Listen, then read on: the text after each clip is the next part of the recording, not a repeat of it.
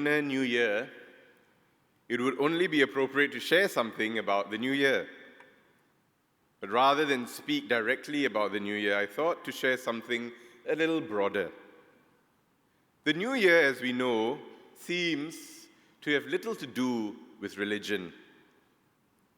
Many people question why this is even celebrated in church.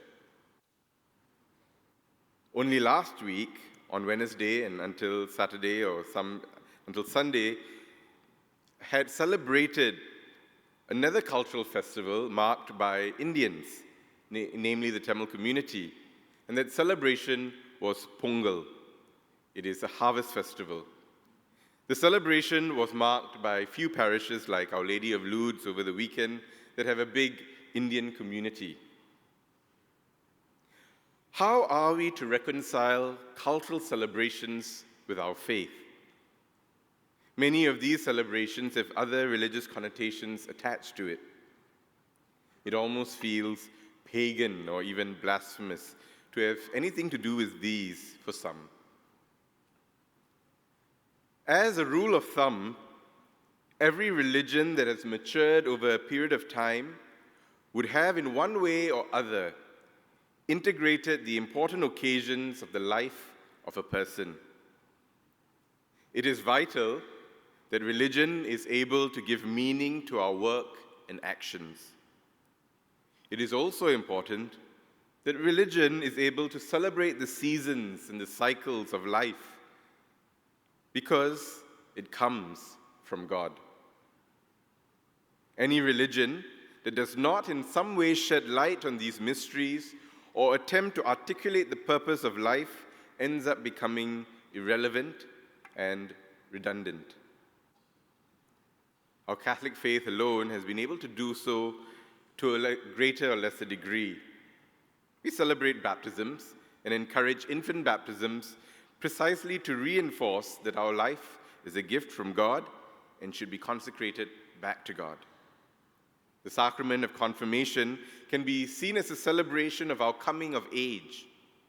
We recognize our maturity and ability to reason and make our own decisions.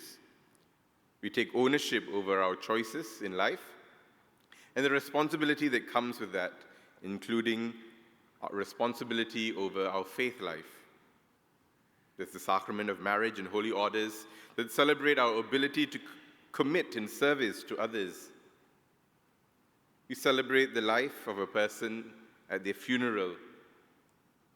The church takes the opportunity to offer prayers of blessing at birthdays and anniversaries, in sickness and in preparation of childbirth. All these are meant to accompany people through life and help people acknowledge God's presence abiding with them through life. The church, because of its influential position in Western society, was able to attribute the celebration of certain saints' feasts on meaningful days. We celebrate St. Joseph the Worker on Labor Day, the feast of St. Therese of the Child Jesus, the Little Flower, celebrated on Children's Day. Some of these began as religious festivals and then became secularly celebrated. Others were already days that were secularly recognized and then given spiritual significance. New Year's Day, on which we celebrate the solemnity of Mary, the Mother of God, is an example of such. Included in the New Year's days is the celebration of the seasons.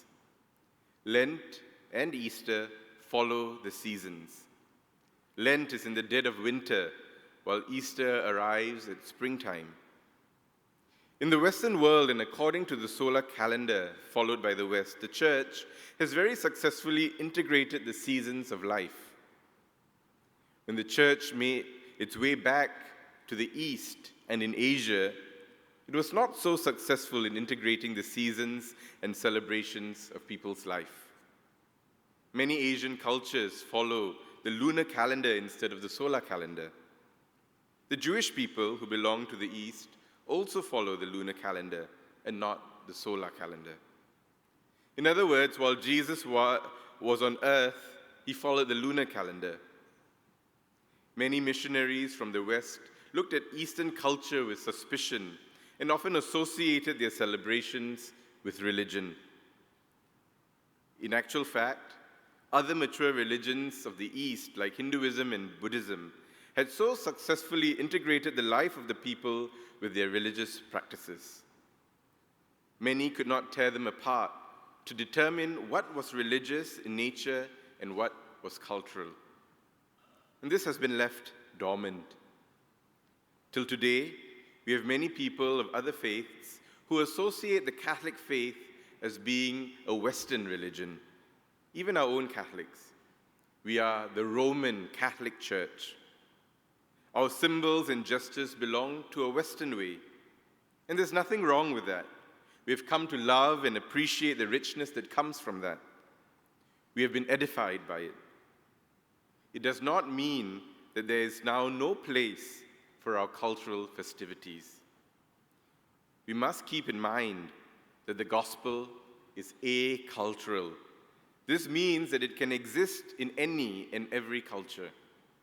It is universal, just as God is universal.